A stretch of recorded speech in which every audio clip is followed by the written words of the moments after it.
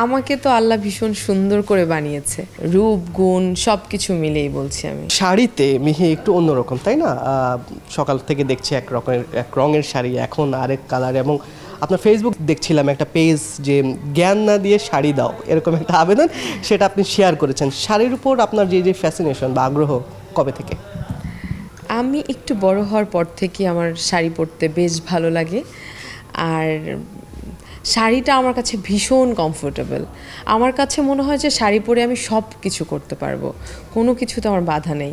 মানে সামহাও শাড়িটা পরলে আমার বেশি কনফিডেন্ট আসে এবং আমার নিজেকে ভীষণ সুন্দরী মনে হয়।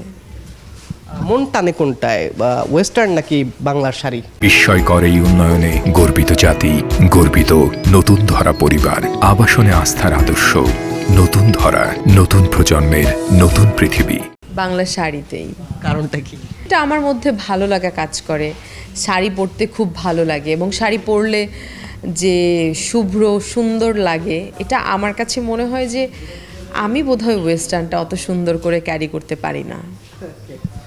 ঠোঁটে বা ঠোঁটের অংশে তিল থাকা, এটা নারীদের সৌন্দর্যকে বহু গুণে বাড়িয়ে দেয়। এটা গড গিফটেডভাবে আপনি পেয়েছেন, ব্যাপারটা এনজয় করেন নাকি? হ্যাঁ, অফকোর্স। আমাকে তো আল্লাহ ভীষণ সুন্দর করে বানিয়েছে। একদমই আমার কখনো মনে হয় না যে সৌন্দর্যের কোনো কমতি আমার মধ্যে আছে। সেটা মানে রূপ গুণ সব কিছু মিলেই বলছি আমি। কি এখন একটু নার্ভাস? একদমই না। কারণ হচ্ছে সাইকোলজি বলছে যখন মানুষ নার্ভাস হয় তখন সে হাতটা কচলায়।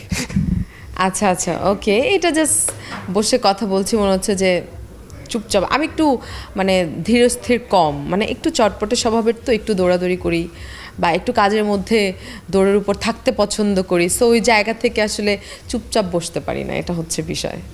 এই চঞ্চলতার কারণে ছোটবেলায় মায়ের কাছে বকুনি, বাবার পিটুনি, এরকম কিছু হয়েছে, বা স্কুল থেকে বিব্রতকর পরিস্থিতি? মোটামুটি কোথাও বেড়াতে গেলেও হতো ছোটোবেলায়। বেড়াতে গেলেও দেখা যায় যে সে বাড়ির লোকেরাও আমাকে মোটামুটি মানে শান্ত হয়ে যাওয়ার জন্য অনুরোধ করতো। বেড়াতে গিয়ে আত্মীয়দের বাসায় কিছু ভাঙাভাঙি, এরকম কিছু হয়েছে কি?